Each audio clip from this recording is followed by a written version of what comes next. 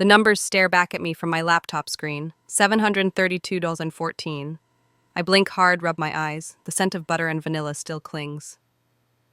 To my uniform from my morning shift at Nancina Morning Bakery. My fingers hover over the refresh button, trembling. This can't be right. There should be $87,500 in this account. I click refresh. Again and again, the balance doesn't change. The kitchen clock ticks away. Behind me, echoing the countdown calendar on my fridge, 20 days until Lily's surgery, 20 days until my baby girl gets her chance at a normal life. My throat closes up as I fumble for my phone, punching in the bank's number. The automated system takes forever, each cheerful prompt like a needle under my skin. When a real person finally answers, her sympathetic tone makes my stomach drop. I see multiple withdrawals over the past 2 weeks. Miss Anderson, she says. The account was accessed through normal channels. Was this not you? The room spins. No, I whisper. No, it wasn't me, Logan. My fingers shake as I pull up his contact and hit call. Straight to voicemail. I try. Again and again. Blocked. My brother has blocked my number. 3 months ago, he showed up at my door with a suitcase and sad eyes, fresh from his divorce. I welcomed him into our modest 2-bedroom. Home without hesitation. That's what family does, Uncle Logan, Lily had squealed, throwing her arms around his waist. Her smile could light up all of Asheville. Maybe you can come to my surgery. He'd asked so many questions about her condition, about the procedure, showing such interest, such concern. Now my mind replays every conversation, searching for signs I missed. The calendar mocks me from the fridge, covered in Lily's stickers, little hearts and stars, marking off the days until her spine would finally be straight. 3 years of pre-dawn shifts at the bakery, of saving every tip, every extra penny. 3 years of saying no to new shoes, to movies, to anything that wasn't absolutely necessary. After the surgery, I promised Lily whenever she asked for something I couldn't afford, well, have a little more wiggle room. My legs carry me to Logan's room on autopilot. The door kicks open to reveal bare walls. Empty drawers pulled out, even the sheets are gone from the bed as a piece of paper lies on the bare mattress. Needed a vacation. Thanks for everything, Mom. June's voice floats from the living room. When is Uncle Logan coming back? The acid rises in my throat. I steady myself against the doorframe, willing my voice to stay normal. I'm not sure, sweetheart. His laptop, he'd been using it. At the kitchen table yesterday, I find it still plugged in. The screen dark when I wake it up, his browser history appears. Flight bookings to Las Vegas, hotel reservations at the Bellagio. My knees give out and I sink into the kitchen chair, the same chair where I've sat countless mornings calculating budgets, where I watched the specialist explain how the surgery would free Lily from her daily pain, where Logan sat beside me last night, patting my shoulder as I talked about finally making the final payment.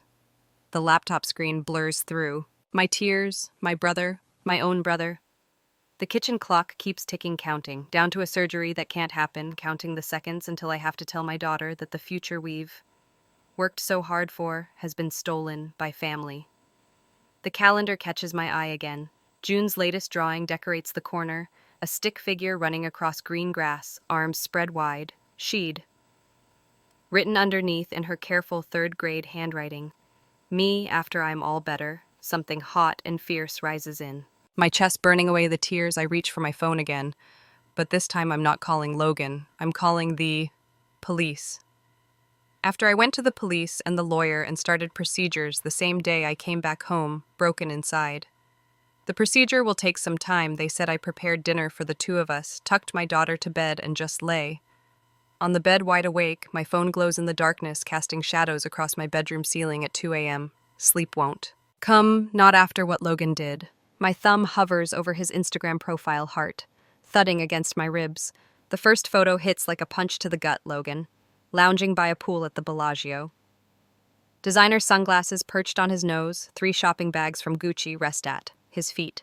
His caption burns through my retinas. Finally treating myself, life's short comments flood the post, high school, friends, college buddies all congratulating him on living his best life. None of them know those shopping bags were bought with June's future. My hands shake so violently the phone slips clattering to the hardwood floor. The sound echoes through the quiet house.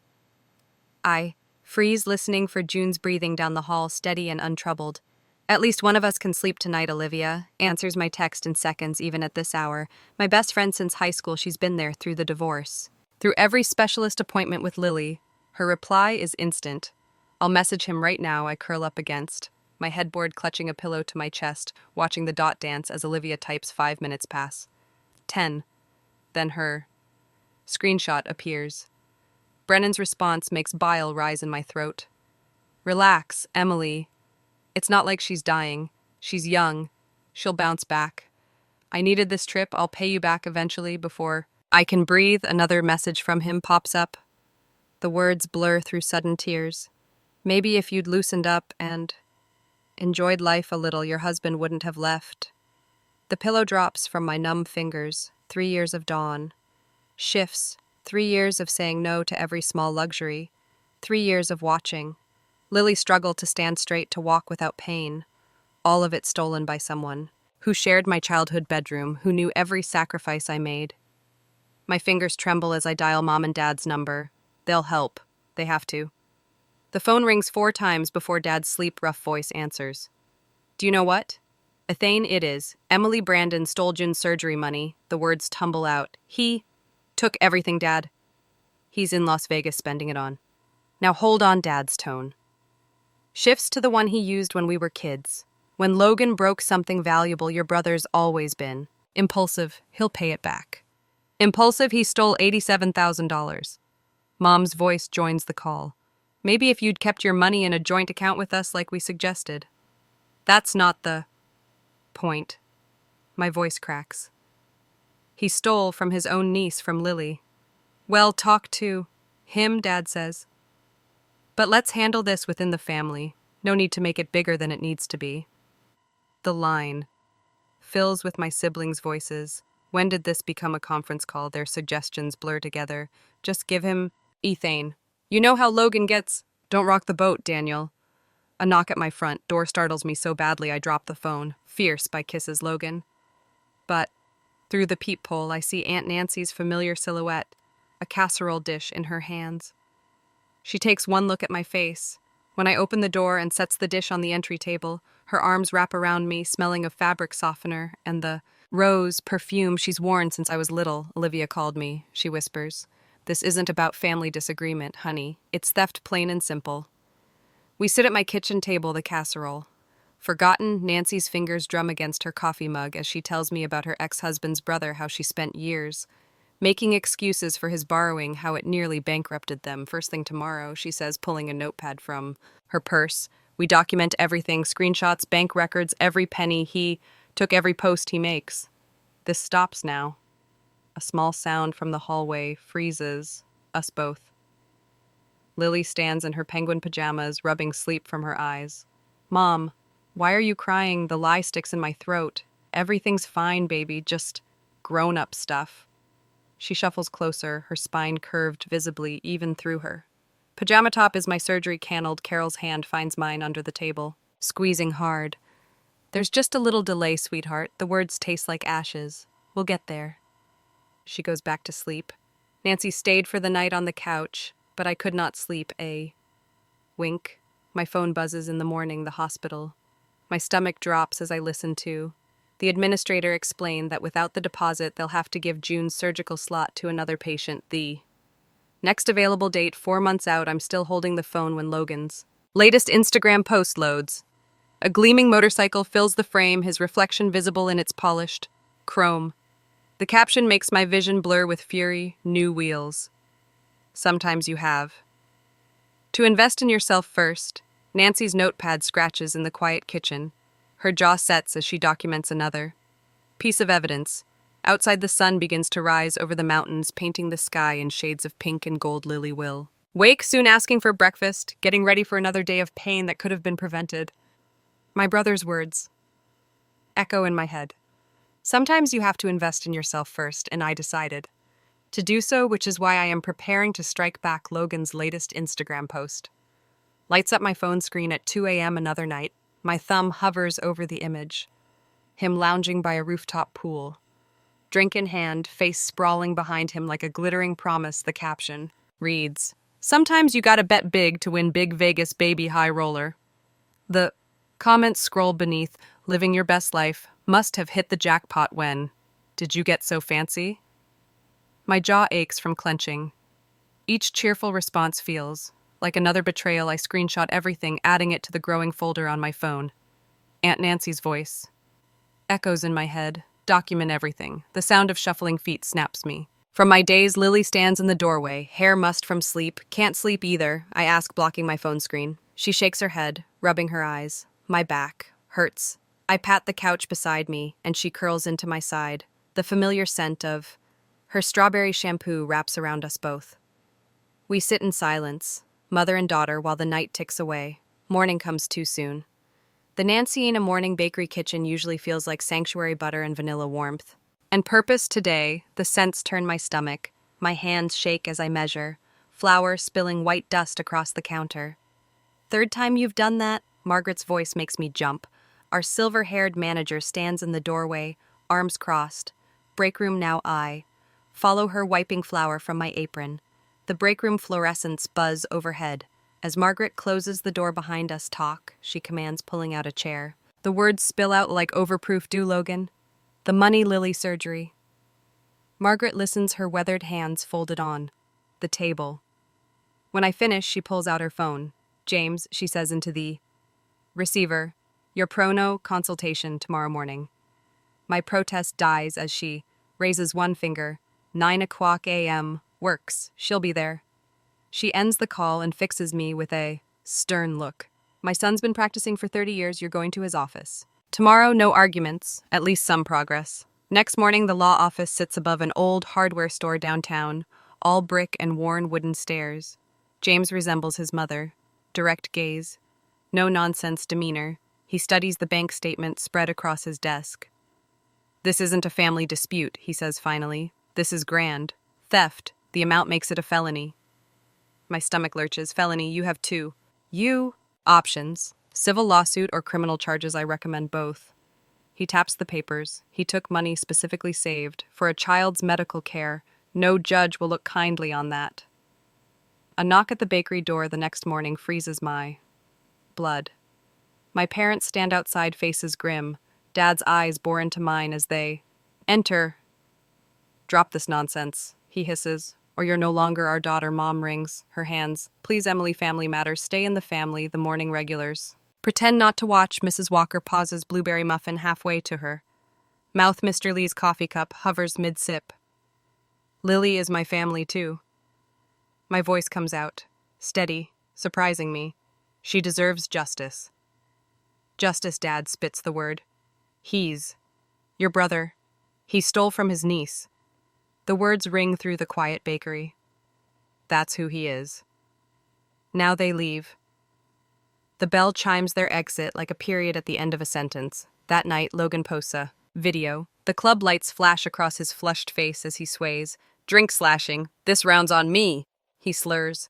Thanks to Lily's fine fund, he hiccups. I mean Vegas. Fund. Someone off camera says, wait, what did you say? The video cuts off. My phone buzzes immediately. James, don't delete that video, he says without preamble. This is exactly what we needed. The next morning, Margaret places a mason jar by the register. A piece of cardboard reads June's surgery fund in her careful handwriting. Throughout the day, customers drop in bills, and Mrs. Walker empties her coin purse. Mr. Lee adds a 50i, removed the countdown calendar that night, the empty space on the fridge, a wound. Lily finds me staring at it, tears, tracking silent paths down my cheeks. How much longer do we have to wait? She asks. A little while, sweetheart.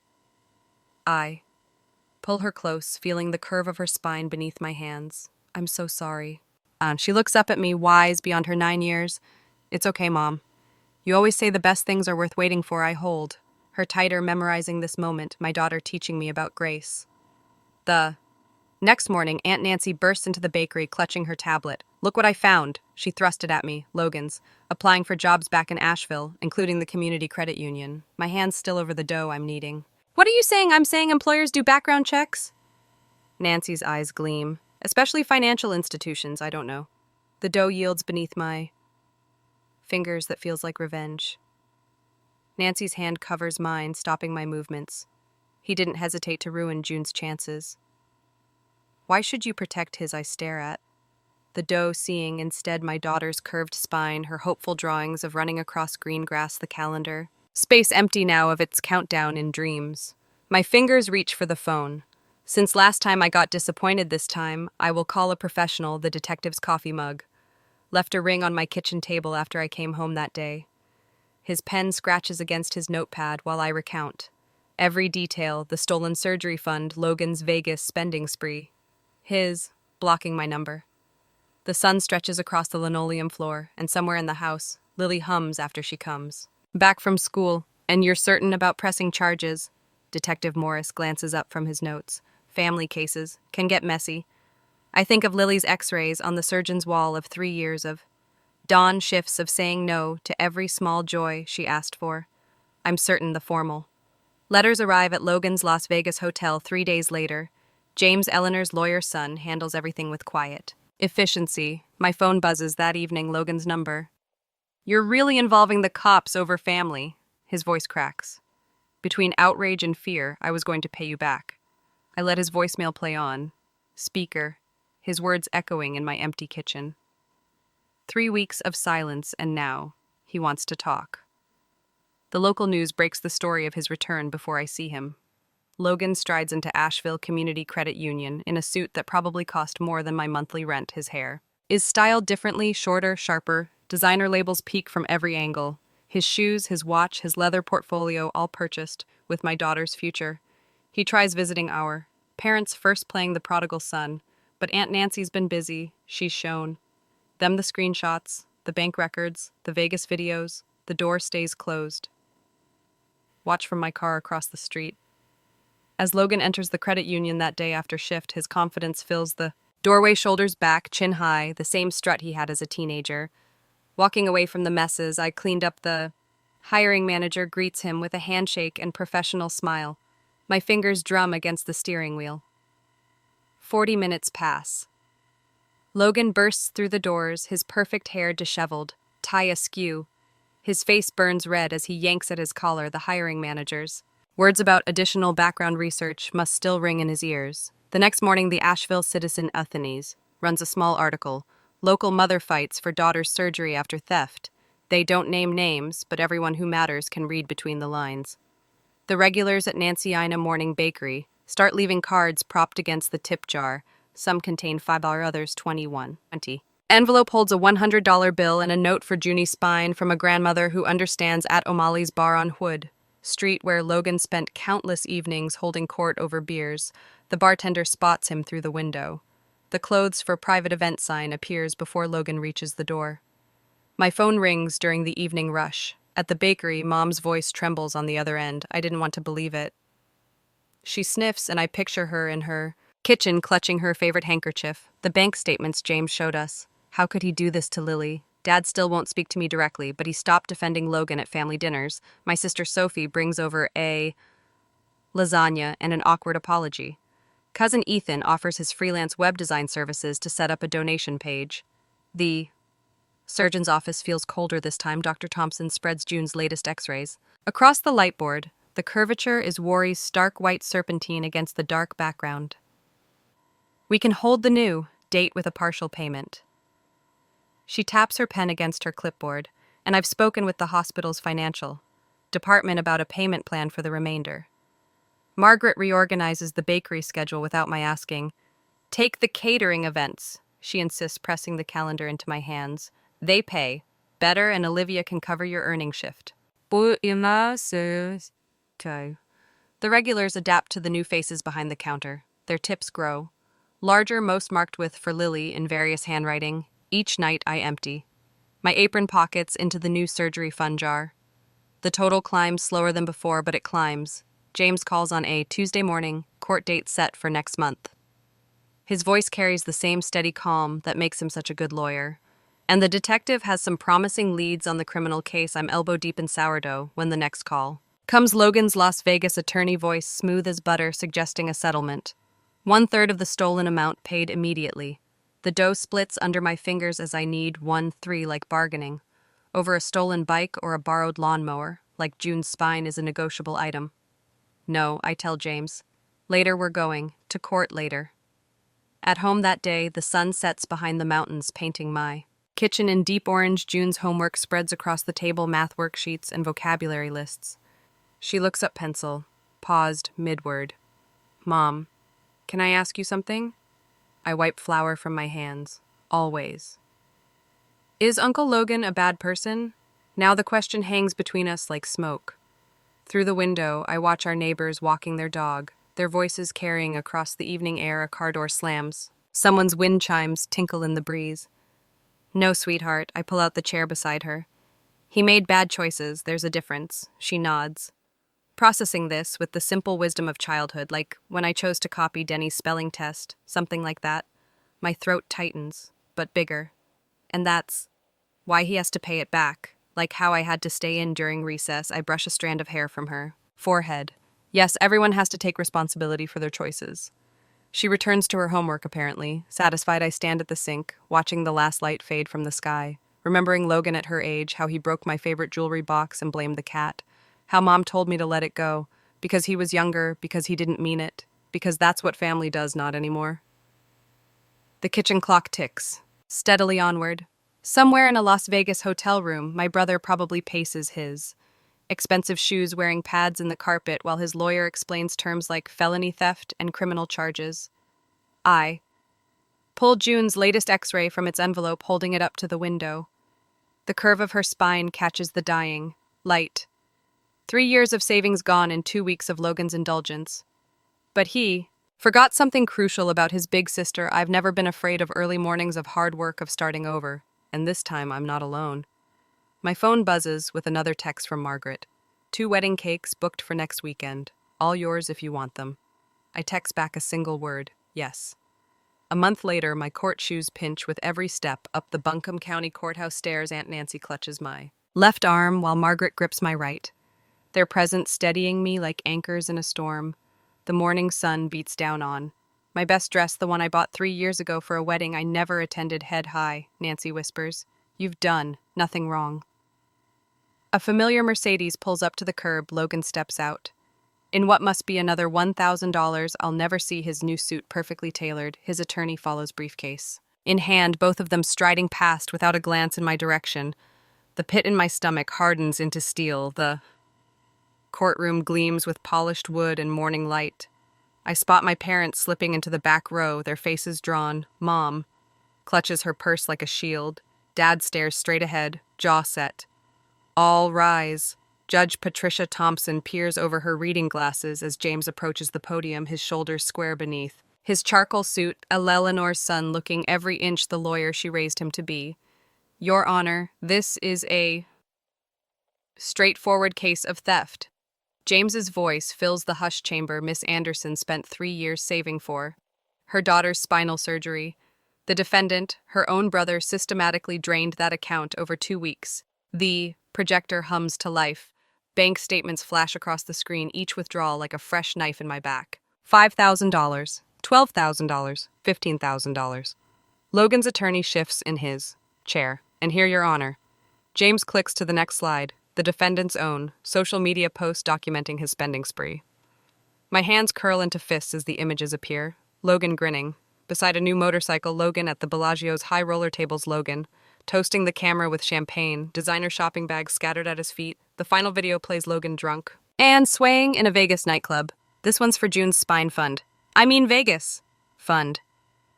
His laughter echoes through the courtroom speakers. Logan's attorney springs up. Your Honor, my client acknowledges borrowing the money. This was a family loan, a lone judge. Thompson's voice could freeze hellfire. Did Miss Anderson consent to this loan? Well, Your Honor, in the context of family, relationships, yes or no, counselor. Logan's perfect posture crumbles. A bead of sweat trails down his temple. No, Your Honor, his attorney admits. No, indeed. Judge Thompson removes her glasses. Mr. Anderson, stand up. Logan rises on shaky. Legs gone is the swaggering man who strolled into court an hour ago. You stole from your sister. You stole from your niece. You took money meant for a child's surgery and spent it on gambling and shopping. Each word falls like a gavel. The court orders full repayment plus legal fees. Furthermore, all purchases made with stolen funds will be Liquidated immediately. The courtroom exhales. Nancy squeezes my hand so hard. It hurts. Your Honor, Logan starts. I'm not finished.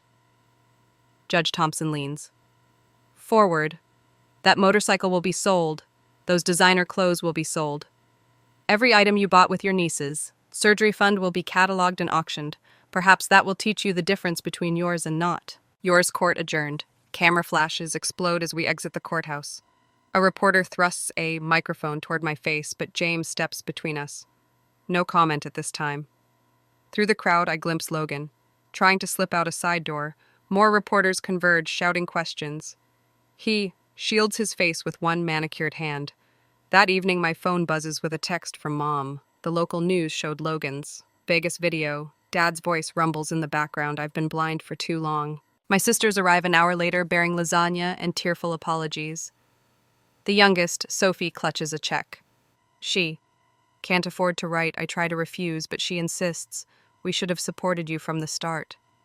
Logan's email hits at midnight, copied to every relative with an inbox. She's destroyed my life. Hope you're all happy now that the family's torn apart. I block his number without reading the rest. James spreads paperwork across my kitchen. Table the next morning. The motorcycle should fetch a good price. Designer items too, though, at auction rates. Realistically, we're looking at recovering maybe 60%. The number hangs between us. Even with the court victory, we're still short for June's surgery, but watching Logan's carefully constructed facade crumble in that courtroom, watching justice strip away his stolen glamour piece by piece, worth it. Thank you, I tell James, for everything. He gathers his papers, then pauses.